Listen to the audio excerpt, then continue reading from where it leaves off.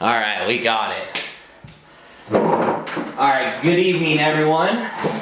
So, I am going to be recording this whole discussion. Are you guys all okay with being on camera?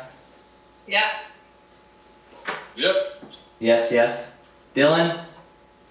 It just cut out a bunch. Alright, so I'm recording Are you this. okay with being recorded? Yeah, that's fine. Okay, awesome, cool. So I'm just gonna start off by asking your guys' names, where you guys are from, and what you guys do for work. So whoever wants to go first, go ahead and start it off. You should just pick somebody. Alright, Amber, go for it. Any other questions? Who you are, I'm Amber, where are you from, Spokane, Washington. and what do you do? I'm a manager at a animal clinic. Awesome. Dylan? Sorry, I'm having connectivity issues. Who are you? My name's Dylan. Where are you from? Spokane, Washington. And what do you do for a living? I'm a graphics artist. Okay. Perfect. Jake, Shelly? My name's Michelle, and I'm from Des Moines, Iowa, and I work in the business office at Grandview University. Nice. My name is Jake, and I'm from Butte, Montana, and I am a courier and a wrestling coach. I'm Jade. I'm from San Diego, and I'm a dog trainer. Perfect, awesome. Are you on Wi-Fi? Are you on Wi-Fi, Dylan? No, on that phone?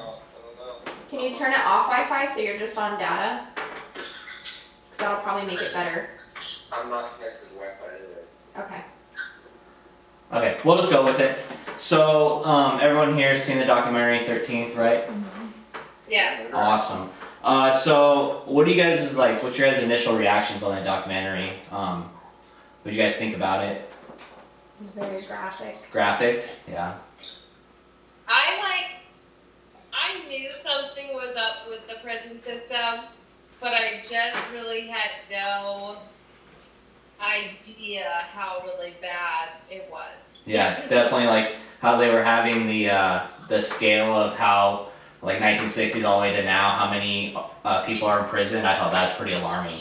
You know, it's well over 1 million. Yeah. I was like, wow, I was not aware of that. Yeah, same here. Yeah, me either. Yeah, I already knew a bunch about the United States prison system, but it's definitely very flawed at this point in time, and it has been for a long time. Yeah, definitely. Yeah, I agree with all that. Do you guys have anything?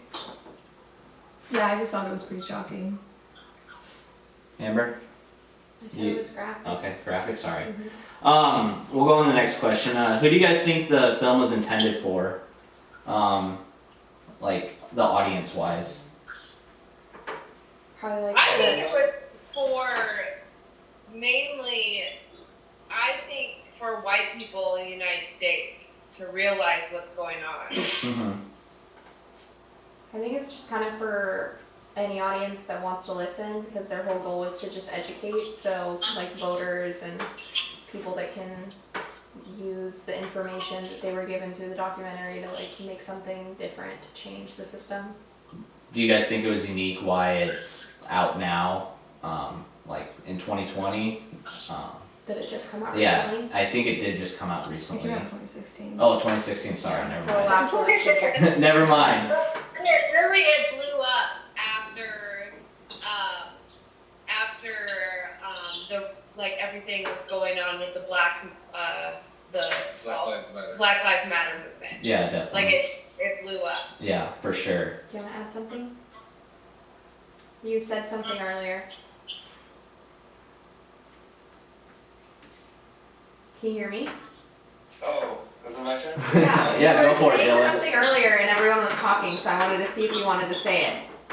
Oh yeah, I think it was an important topic back then, and it's definitely still extremely important right now, especially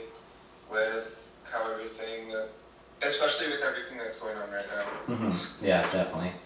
You guys got anything? No? Alright, we'll move on to the next question.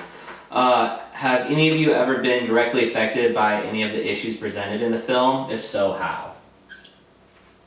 I have not. No. I don't think, no. I haven't really had any issues personally that they described, but I can understand how someone else could. Awesome. What was the question again? So it's have you ever been directly affected by any of the issues presented in the film, and if so, how? Like past, experiences, anything? No, I don't think I've ever experienced what they've been experiencing.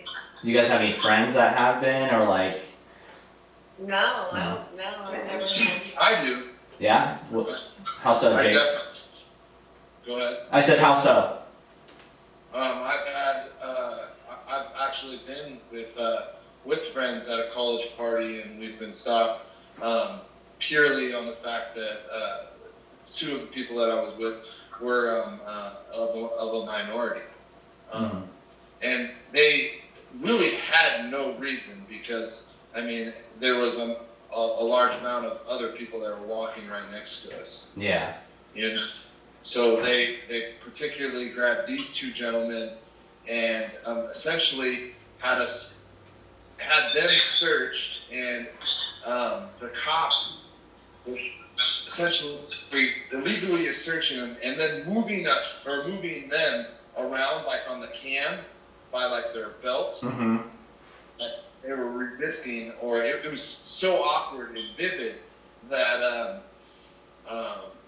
in my personal opinion, that I believe it was Target for sure. Yeah, for sure. That's pretty crazy. You guys, anything off that? No. All right, cool. We'll move on to the next question. Have you ever had to confront direct or systematic racism in your life? If so, how were you affected? Not like racism towards a black person, but my grandma is Korean, and I've had my mom has told me that people have like been rude to her because she speaks broken English. Mm-hmm. I haven't really had any occurrences where I've had to run into any. Wait, what was the question again? Have you experienced someone around you encountering like systematic racism? That's what the Yep, question was. Yeah. Exactly. Like, have you been around someone else that has had people be like racist to them, like within the police system, like the judicial system? Personally, I don't think so. I haven't had any run-ins or anything with any friends or anything like that either. Okay. But like, I've had like fairly minor occurrences, like in the public when I used to work at a supermarket. You get a lot of older people that would act different around people, or like people like shoplifters and stuff. But it wasn't. I don't really think it was more of a racial issue. But, Okay. Awesome. You guys got Yeah, anything? I once was at a store with one of my colored friends, Kennedy, and oh shit, I don't know if I should mention her name. I probably wouldn't have said colored either. That's probably not a proper term to use. I know what you meant, but I'd probably refer to you. Okay, anyways, we were at. Dude, I don't know if I should have used her name. It's okay. Keep Okay. Okay. Anyways, but we were at a store and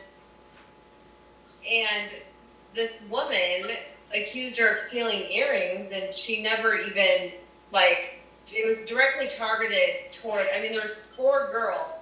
Mm-hmm. And she was directly targeted toward her, telling her that she stole earrings, and she never did. She Yeah. didn't do anything. She wasn't even being like suspicious or anything. So she was just targeted, basically. Yeah. Yeah. All right. You guys got anything? No. All right. What's the underlying motive for the 13th Amendment leaving a loophole for slave labor? And I think this is kind of talking about, in the documentary, it's talking about how obviously the 13th Amendment is to abolish slavery, but in prisons they still have African Americans like working for basically no money, like in Idaho, the potato fields, and then I can also think of like back in Washington, they make license plates and stuff. So, that's just kind of examples that I have. Yeah, I have an example too. I worked at Developmental Services of Iowa, and hold on, Jake's trying to figure. Yep, there we go. Okay. Sorry. Okay, so I worked at Developmental Services of Iowa. We assisted people with disabilities, like in-home care, and the organization would hire people from Africa and basically paying them $5 an hour, and having them do this this work that, I mean, no one wants to do, and paying them way cheap. And Yeah, way less. Yeah. Yeah, which is pretty crazy. Yeah. Wasn't it in the documentary that they said like slaves have to be freed and you can't be forced to do work because of Yeah. slavery? But then they said like unless they're criminals or something like that. Yeah, like So we're then talking about like the prisons. the criminal justice system, or like I think when they abolished slavery, they arrested a bunch of black people for like stupid things, and then while they're in the like prison system, they were forced to do jobs that were not the greatest, Yeah. and that they didn't have to be compensated for the like prison labor. So it's almost like you're taking them out of one form of slavery and putting them into another. Mm-hmm. So that's my answer to the question. Okay, cool. Yeah, well, how like in the last few years, like crime rates keep going down, but prison rates keep going up. Mm-hmm.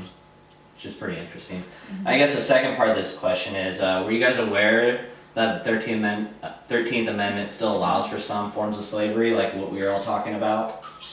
No. Yeah, well, I when they had no idea until I watched the movie. Yeah, exactly. Well, when they had the 13th Amendment, didn't it not actually go into effect everywhere until like another while later? That's why they have Juneteenth, because that's when actually slavery was completely, Abolish. yeah. Okay, yeah. I'm pretty sure, I mean, yeah. So like even in the meantime, after they had the amendment, like people weren't being punished for not following it. Gotcha.